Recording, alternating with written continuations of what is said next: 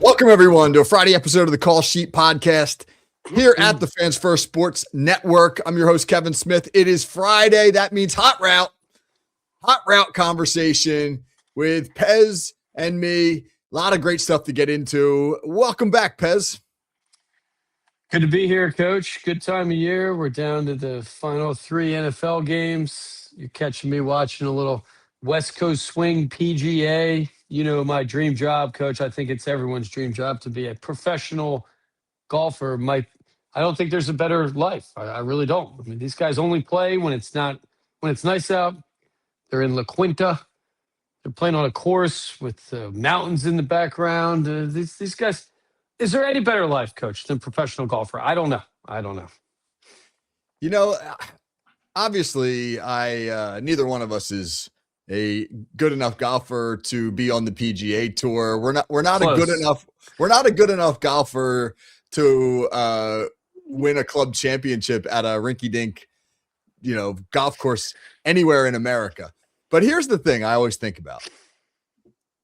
I think the hardest thing about being a pro golfer is handling the pressure of not killing somebody when you tee off.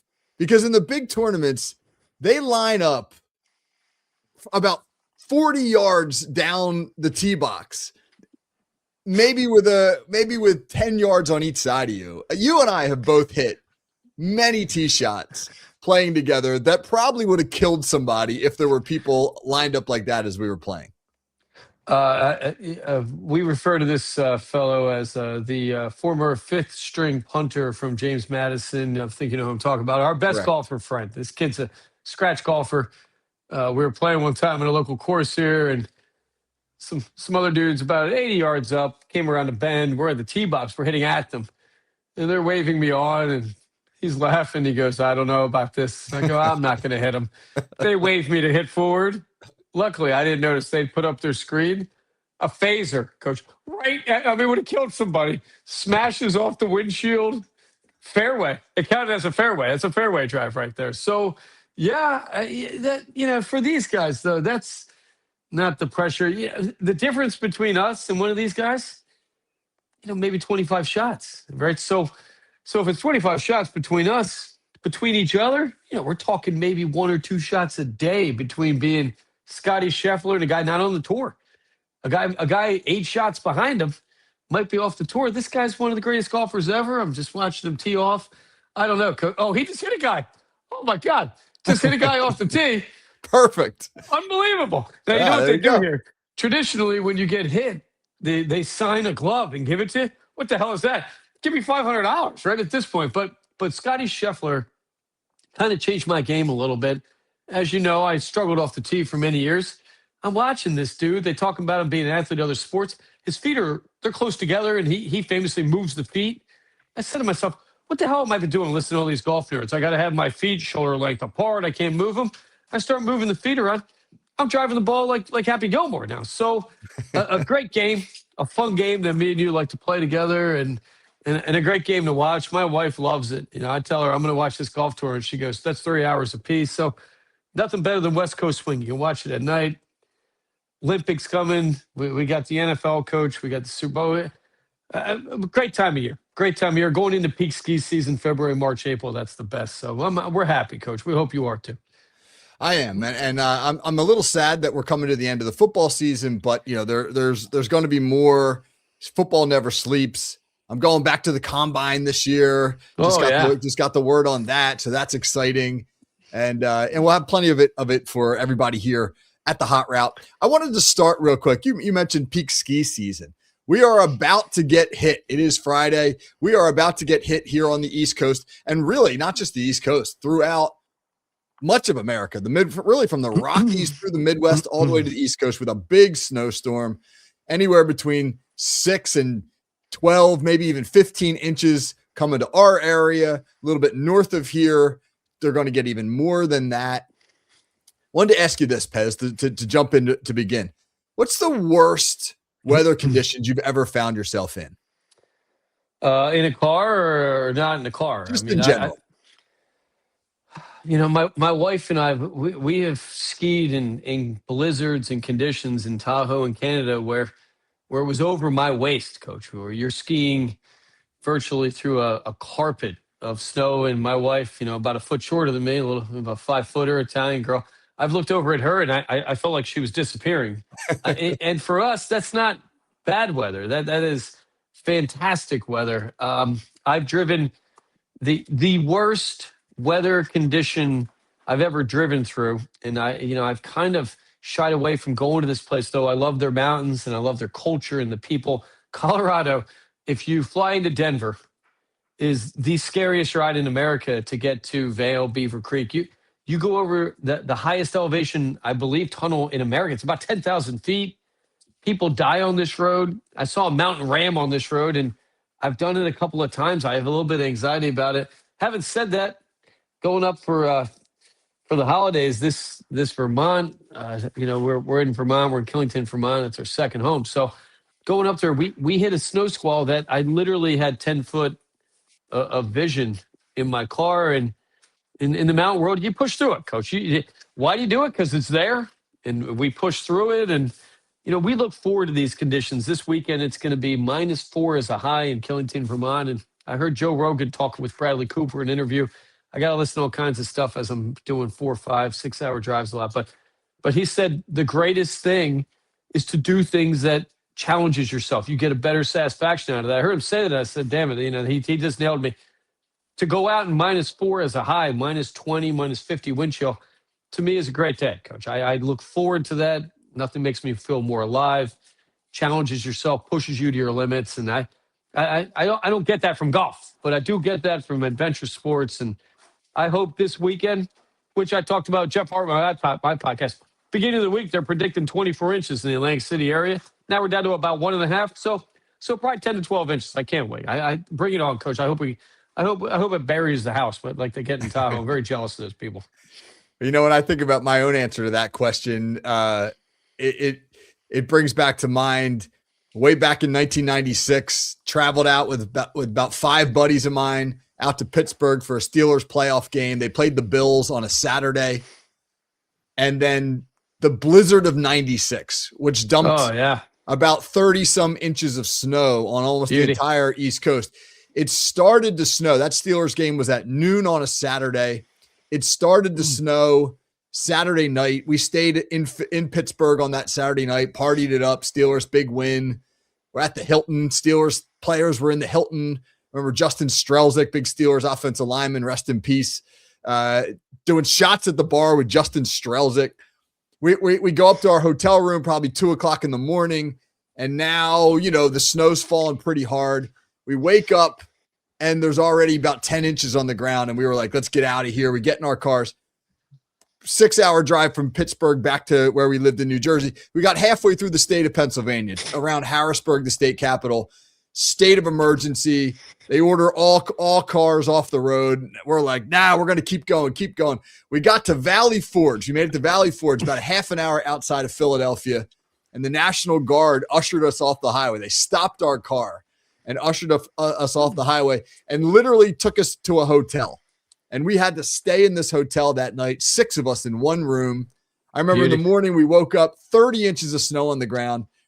There was a Denny's that was open, and they had one guy sitting people, one guy cooking, and one guy as a waiter. And they came to your table and they were like, you can have eggs or pancakes, sausage or bacon. What do you want?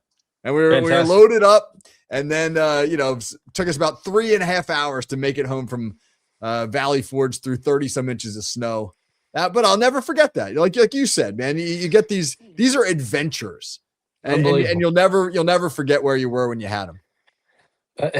My wife and I have skied in Lake Tahoe quite a bit, and you can fly into Sacramento or Reno, but either way, you go over basically the Donner Pass. I mean, Lake Tahoe is a circle of mountains around the lake. You got to go over the mountain and back down it to get down. And in Lake Tahoe, a 3 feet hit or a 4 feet hit to them is a school day. They go to school. They require chains. I learned my lesson doing that one time. You have to get 4-wheel drive when you go into the mountains. You can't mess around.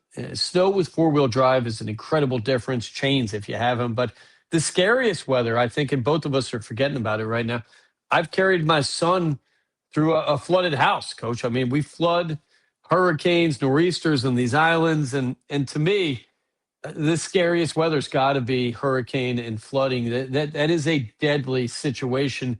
You can negotiate with snow. You can walk through it. You can shovel it. Water, there's no negotiating. Water runs the world. Water runs life. I mean, you can't hide from it. You can't beat it. So a scary situation. That's why we live on the edge of the world, Coach, right? Yeah, we're living on the edge of the world here. We got the ocean. I look at it, it's scary, but what else is there, right? What are we going to move to Iowa and have a farm field and build a baseball field and talk to Shoeless Joe? I don't know. If that would come true, I'd move out there. But I don't know if that's true or not, Coach. But I would like to go out to that field. Maybe we'll do the podcast in that Field of Dreams one day. Let's make that a road trip. That sounds fun. You know, Pez is right. Pez and I live on a barrier island, and for anybody who's never experienced what it's like being in a hurricane on an island, it's scary, man. There's a helpless feeling as you watch the water rise. Generally, the bay. You just see the bay come up, and then it'll start to pour over the bulkheads into the streets. Now, the ocean roars and the ocean does its thing, but it's oftentimes the back bay that's the really scary part. And then you just bunker in, right? Or you get off the island if you're really smart. But a lot of times we've ridden it out at our house, watching the water. The last bad one we had, the water came up to our front porch, but it never got inside the house, which was nice. But yeah, Mother Nature's. I have great respect for Mother Nature, not something to be trifled with. It makes it all worth it, doesn't it? I've been trapped in houses. My parents live on the bay, and I don't know if my wife's listening, but with another lady, 3 days, Coach. Is there anything better than being marooned in a home with power and cable TV and food? What else is there? This is why we do it. This is why we live in this, this is why we chase the dream, Coach. You chase the earth and the weather. You try to, we're not trying to beat it. We're trying to enjoy it and live through it. And you're correct. I mean, tornadoes is something I've never really been experienced to, and that's something I don't want to, but another exciting thing. I'm sure people have some stories and some bad ones too, but yeah, no, I have no desire to experience a tornado near from afar at all. But speaking of chasing the dream, you mentioned chasing the dream. Let's talk about this real quick. On Monday night, Indiana defeated Miami to win the national championship in what has got to be the most improbable championship run that I can think of in modern sports. And I'm going to ask you in a minute to talk to me about, can you think of any other team that pulled off a more improbable championship in any sport, really, than Indiana? But before we talk about that real quick, Curt Cignetti, their head coach, has been absolutely inspirational to people when you look at how he goes about his business and what he's actually been able to accomplish. Every single place he's gone, whether it was Indiana University of Pennsylvania at the Division II level, and then Elon University, and then James Madison, and now Indiana, he has taken a program that was either terrible and turned them into an immediate contender, or in James Madison's case, a team that was at one level of college football, 1AA, and helped elevate them into Division I football, where they made the playoffs this year. He is an unbelievable success story. And he did it just out of hard work. I mean, just grinding his way through. I mean, there's no secret, man. The hard work is the secret. But congratulations to Indiana. Can you think of another a comp? Is there any sports team you can think of comparable to what Indiana just did? We luckily, we were on Miami since August, Coach. I won't tell you we were on Indiana. I thought they were a good team. I thought they were a great team last year. But Miami, I think in a way did a similar thing to what Indiana did. They came from a horrible program the last 15 years to get back in the show. I think Miami had clearly the more talented team. And Cignetti outcoached that team. I mean, I think Cristobal is a great coach, but Cignetti did it with 23, 24-year-old transfers from JMU and from God knows where. He had, I don't know, was it like 4 or 5 5-star recruits? And I think Miami had like 50. Yeah. The fact they won that game and I watched every play of that game. The block punt is coaching. You're a football guy. I know this. That's not a player error. That's a guy putting in God knows how many hours, seeing an opening and waiting for the opportunity to strike and try to take advantage of that. And they did. And I don't think they win that game without that. You look at the offensive and defensive numbers, Miami won that game. And Signetti, whatever he did in the first half to block their offense and their run, second half to kind of, put fingers in the leaking dam. But I'm going to say the best coached college football season ever. Now, can he continue to do this? I don't know. There's one comparison, coach, and you'll love this. You're a big fan. Premier League soccer, the top 20 English soccer teams. It's the biggest money league in the world for soccer. Generally, you have Manchester City, Manchester United, Arsenal, Liverpool. The regulars are winning these things. They have the most money. 2016, Leicester City. Coach, I don't even know where Leicester is. Has a forward named Jamie Vardy who was playing in the 4th division, which is a beer league. I believe he worked at a bar and played on the side the year before. Led the Premier League in goals. They win the Premier League, which means 38 games. It's not like a one-off. They win the Premier League. I think it's exactly what Indiana did. It was a team composed of not the best players, but the players that played the best together. And at the end of the day, you know it, I know it. The most talented, the best playing team, the teams with the best players don't win usually. It's teams that play best together. And that's Signetti. I'd love to play for that guy. I would play. If I was going to war, I think of these war movies, Saving Private Ryan or something. That's the guy I want leading me on the battlefield, right? That guy's not getting shot. He's not getting killed. He is one of those bulletproof, life-proof guys that I would love to. ESPN covered him a lot. He still has his original kind of Barco lounger. He sits in a chair at home. His wife gives him a beer. He watches football. This guy's life probably hasn't changed in 50 years. I love him. All these young guys coming out and different offenses and such. This guy did it through tough, hard work, no mistake football. I mean, that team did not make mistakes, right? They didn't turn the ball over. They did everything right, and I hope he keeps it going. A fantastic story. Yeah. You mentioned the block punt. I will go to my grave arguing that the rugby punt, the rugby style punt, is the dumbest innovation in football in the last 50 years. I see so many of these rugby punts get blocked. You're asking a non-football player, a punter, to make a really crucial decision as a play is unfolding. Punters are not prepared to make split-second decisions with elite athletes all around them. Oh. Gary Degenhardt, our old head coach at Ocean City High School, about the most literal man you'll ever meet in your life. This is what he used to tell punters. Step, step, kick. Step, step, kick. That's what you do. That's what you do. You don't make decisions. You don't run. You don't look. You don't think about, can I make a first down? It just kick the damn ball. And that is my advice to all football coaches. Have your punter kick the damn ball. Think of the amount of work and the amount of studying film for them to figure out that opportunity and to take advantage of it. I think it definitely saved their season. I think Miami, we all know they were coming on. They had the momentum. We talk about Pez's picks in the gambling world. A splash play, a special teams touchdown, a pick six, almost impossible to overcome that. Those are things that aren't punched into the system. They're not expected to happen.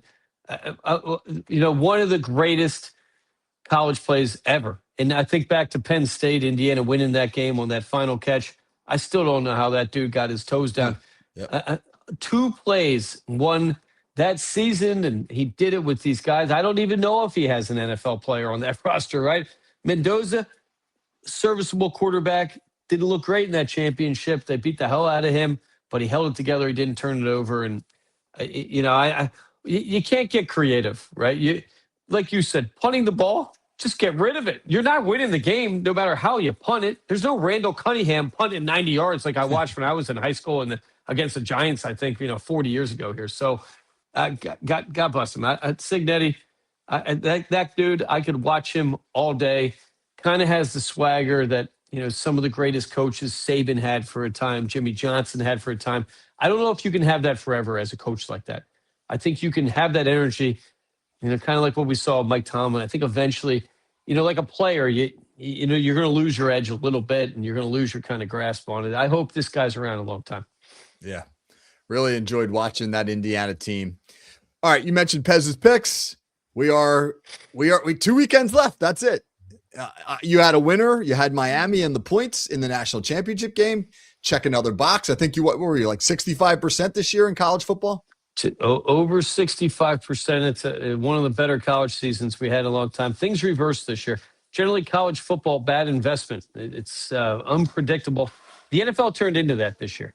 And, if we look at last 2 minutes scoring in NFL games, I can't even remember the numbers. It's the highest we've ever seen. I think the kickoff rule has changed the game.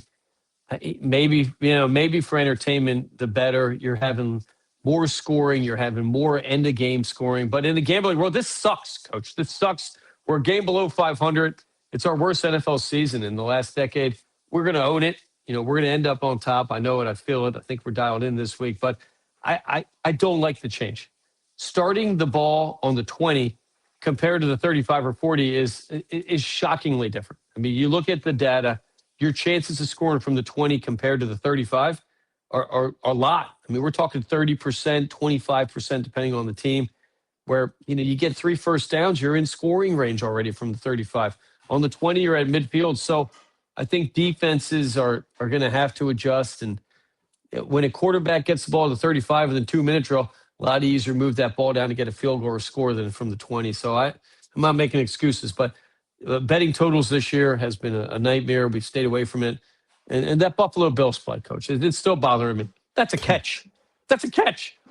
In what world is that not a catch? He held the ball. He hits the ground. If that's in the end zone, that's a touchdown, right? I mean, that play's dead. How's that not a catch then in the regular field?